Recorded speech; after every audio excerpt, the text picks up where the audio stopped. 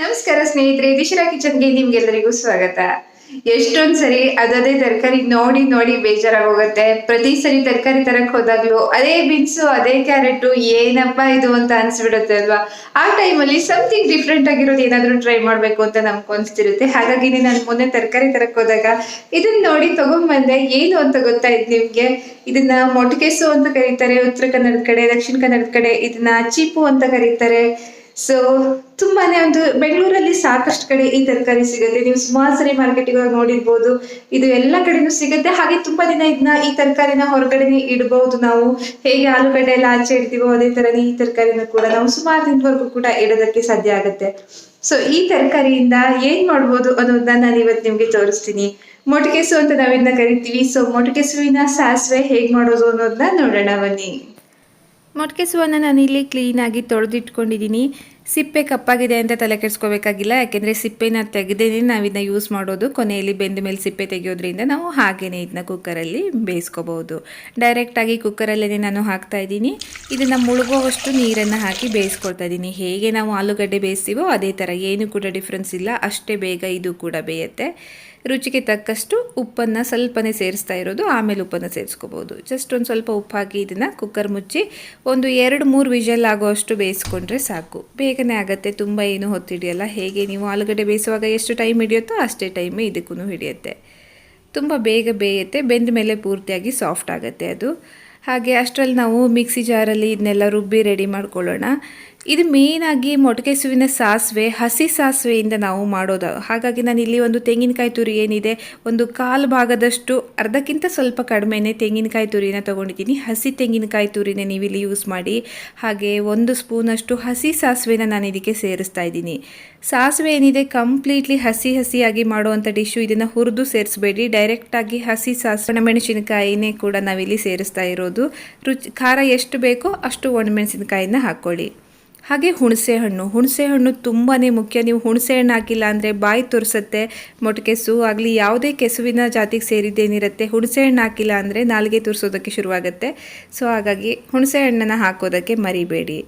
So ಉಪ್ಪು, ಒಣಮೆಣಸಿನಕಾಯಿ, ಹಸಿ ಸಾಸಿವೆ, ಹುಣಸೆ ಹಣ್ಣು ಅದಷ್ಟನ್ನು ತೆಂಗಿನಕಾಯಿ ಜೊತೆಗೆ ಸೇರಿಸಿ ಸ್ವಲ್ಪ ನೀರನ್ನು ಮಿಕ್ಸ್ ಮಾಡಿ ನಾನಿಲ್ಲಿ ಮಿಕ್ಸಿ ಮಾಡ್ಕೊಳ್ತಾ ಇದ್ದೀನಿ.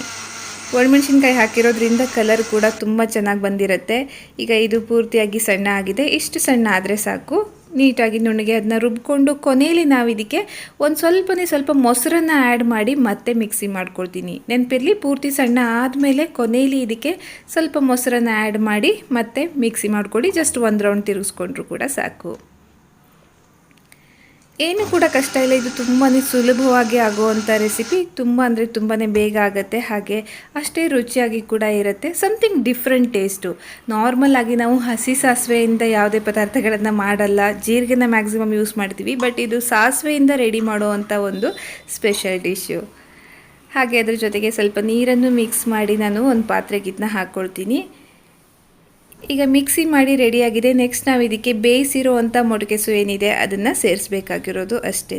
ಇದು ಕೂಡ ಈಗ ಕುಕ್ಕರ್ ಆಗಿದೆ, ನೀವಿಲ್ಲಿ ನೋಡ್ಬೋದು ಚೆನ್ನಾಗಿ ಬೆಂದಿದೆ. ನೆಕ್ಸ್ಟ್ ಇದನ್ನ ಸ್ವಲ್ಪ ಹೊತ್ತು ತಣ್ಣಗಾಗೋದಕ್ಕೆ ಬಿಡೋಣ. ನಾವು ಒಂದು ಪ್ಲೇಟ್ಗೆ ಹಾಕಿ ಒಂದು ಸ್ವಲ್ಪ ಹೊತ್ತು ತಣ್ಣಗಾಗೋದಕ್ಕೆ ಬಿಡ್ತೀನಿ. ಸ್ವಲ್ಪ ಸಾಫ್ಟಾಗಿ ಮೆತ್ತಗಿದೆ ಅಂತಂದರೆ ಅದು ನೀಟಾಗಿ ಬೆಂದಿದೆ ಅಂತಲೇ ಅರ್ಥ. ಬಿಸಿ ಇರುವಾಗ ಸಿಪ್ಪೆ ತೆಗೆಯೋದಕ್ಕೆ ಬರಲ್ಲ. ಸ್ವಲ್ಪ ತಣ್ಣಗಾಗ್ತಿದ್ದಂಗೆ ಇದನ್ನು ನೀಟಾಗಿ ನಾವು ಸಿಪ್ಪೆ ಬಿಡಿಸ್ಬೋದು. ಹೊರಗಡೆ ತರಕಾರಿ ಸಿಪ್ಪೆ ಎಲ್ಲ ಪೂರ್ತಿ ತೆಗಿಬೇಕು. ಇದನ್ನು ತೆಗೆದು ಒಳಗಡೆ ಭಾಗ ಮಾತ್ರನೇ ಇದರಲ್ಲಿ ಯೂಸ್ ಮಾಡೋದು. ಸ್ವಲ್ಪ ಒಂಥರ ಲೋಳೆ ಥರ ಇರುತ್ತೆ. ಬಟ್ ಆದರೆ ನಾವು ಅಡುಗೆ ಮಾಡಿದ್ಮೇಲೆ ತುಂಬಾ ರುಚಿಯಾಗಿ ಬರುತ್ತೆ. ತುಂಬಾ ಸುಲಭವಾಗಿ ನಾವು ಇದರ ಸಿಪ್ಪೆ ಬಿಡಿಸ್ಬೋದು. ನೋಡ್ಬೋದು ನೀವೇ ಎಷ್ಟು ಸುಲಭವಾಗಿದೆ ಅಂತ. ತುಂಬ ಚೆನ್ನಾಗಿ ಬೆಂದು ತರಕಾರಿ ಪೂರ್ತಿಯಾಗಿ ಸಾಫ್ಟ್ ಕೂಡ ಆಗಿದೆ. ಈಗ ನಾನು ಮಿಕ್ಕಿದ್ದೆಲ್ಲ ಕೂಡ ಒಮ್ಮೆ ಸಿಪ್ಪೆ ಬಿಡಿಸಿ ರೆಡಿಯಾಗಿ ಇಟ್ಕೊಳ್ತೀನಿ. ಅದಾದ ಮೇಲೆ ನೆಕ್ಸ್ಟು ನಾವು ಇದನ್ನ ಕಟ್ ಮಾಡ್ಕೋಬೋದು. ಹೇಗೆ ನಾವು ಆಲೂಗಡ್ಡೆ ಸಿಪ್ಪೆ ತೆಗಿತೀವೋ ಅದೇ ಥರನೇ ಈಗೆಲ್ಲ ಕೂಡ ಸಿಪ್ಪೆ ಬಿಡಿಸಿ ರೆಡಿಯಾಗಿದೆ. ನೀವು ಇದನ್ನು ಹಾಗೆ ಕೈಯಲ್ಲಿನೇ ಕಿವುಚಿ ಕೂಡ ಸೇರಿಸ್ಬೋದು. ಆದರೆ ನಾನು ಯೂಶ್ವಲ್ಲಾಗಿ ಚಾಕುವಿನ ಸಹಾಯದಿಂದ ಚಿಕ್ಕ ಪೀಸ್ಗಳಾಗಿ ಅದನ್ನ ಕಟ್ ಮಾಡಿ ಹಾಕ್ತೀನಿ. ನಿಮ್ಗೆ ಹೇಗೆ ಅನುಕೂಲ ಅನಿಸುತ್ತೋ ಹಾಗೆ ಹಾಕಿ. ಚಾಕುವಲ್ಲಿ ಕಟ್ ಮಾಡಿ ಆದರೂ ಹಾಕ್ಬೋದು, ಇಲ್ಲ ಹಾಗೆ ಕೈಯಲ್ಲಿ ಅದನ್ನು ಸಣ್ಣಗೆ ಕಿವುಚಿದ್ರೂ ಕೂಡ ನಡೆಯುತ್ತೆ. ಬಟ್ ಆ ತರಕಾರಿ ಬಾಯಿಗೆ ಸಿಗೋ ಹಾಗಿದ್ರೆ ಅದರ ರುಚಿ ಇನ್ನೂ ಕೂಡ ಚೆನ್ನಾಗಿರುತ್ತೆ. ನಾರ್ಮಲ್ಲಾಗಿ ಯಾವುದೇ ತರಕಾರಿ ಆಗಲಿ ಅದರದ್ದೊಂದು ಟೇಸ್ಟನ್ನು ನಾವು ಸುಲಭವಾಗಿ ಎಂಜಾಯ್ ಮಾಡೋದು ಸಾಧ್ಯ ಆಗುತ್ತೆ.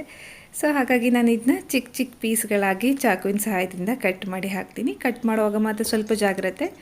ನಿಮಗೆ ಕೈಯಲ್ಲಿ ಈ ರೀತಿ ಕಟ್ ಮಾಡಿ ಅಭ್ಯಾಸ ಇಲ್ಲ ಅಂದರೆ ಒಂದು ಕಟ್ಟಿಂಗ್ ಬೋರ್ಡ್ ಮೇಲೆ ಇಟ್ಕೊಂಡು ನೀವು ಇದನ್ನ ಕಟ್ ಮಾಡ್ಬೋದು. ಸೊ ನಿಮಗೆ ಹೇಗೆ ಅನುಕೂಲ ಆಗುತ್ತೋ ಹಾಗೆ ಅದನ್ನ ಚಿಕ್ಕ ಚಿಕ್ಕ ಪೀಸ್ಗಳನ್ನು ಮಾಡಿದರೆ ಆಯಿತು. ಈಗ ಇವೆಲ್ಲ ಕೂಡ ಕಟ್ ಮಾಡಿ ರೆಡಿ ಇದೆ. ಇದನ್ನು ಈಗ ಚೆನ್ನಾಗಿ ಮಿಕ್ಸ್ ಮಾಡಬೇಕಾಗಿರೋದಿಷ್ಟೇ. ಆದರೆ ಇದಕ್ಕೆ ಇವಾಗ ಇನ್ನೊಂದು ಸ್ವಲ್ಪ ಉಪ್ಪನ್ನು ಸೇರಿಸಬೇಕು. ಯಾಕೆಂದರೆ ನಾವು ತರಕಾರಿಗೆ ಮಾತ್ರನೇ ಸ್ವಲ್ಪ ಉಪ್ಪನ್ನು ಹಾಕಿದ್ವಿ. ಈ ಮಿಕ್ಕಿರೋ ತೆಂಗಿನಕಾಯಿ ಮಿಶ್ರಣ ಏನಿದೆ ಅದಕ್ಕೆ ನಾವು ಉಪ್ಪನ್ನು ಸೇರಿಸಿಲ್ಲ. ಹಾಗಾಗಿ ಒಂದು ಸ್ವಲ್ಪ ರುಚಿಗೆ ತಕ್ಕಷ್ಟು ಇನ್ನೊಂದು ಸ್ವಲ್ಪ ಉಪ್ಪನ್ನು ನಾನು ಇದಕ್ಕೆ ಸೇರಿಸ್ತಾ ಇದ್ದೀನಿ. ತುಂಬ ಖಾರ ಆಗಿ ಒಂಥರ ಚೆನ್ನಾಗಿ ಅನಿಸುತ್ತೆ. ಖಾರ, ಹುಳಿ, ಉಪ್ಪು, ಅದರ ಜೊತೆಗೆ ಈ ತರಕಾರಿ ಸೂಪರ್ ಅಂದರೆ ಸೂಪರ್ ಆಗಿರುತ್ತೆ. ಹಾಗೆ ಸ್ಮೆಲ್ ಕೂಡ ಹಸಿ ಸಾಸಿವೆ ಯೂಸ್ ಮಾಡಿರೋದ್ರಿಂದ ತುಂಬಾ ಒಂದು ಡಿಫ್ರೆಂಟ್ ಆದ ಸ್ಮೆಲ್ ಇರುತ್ತೆ ಇದಕ್ಕೆ. ಕೊನೆಯದಾಗಿ ಒಗ್ಗರಣೆಗೂ ಕೂಡ ನಾವು ಇದಕ್ಕೆ ಸಾಸಿವೆನೇ ಯೂಸ್ ಮಾಡ್ತಿರೋದು.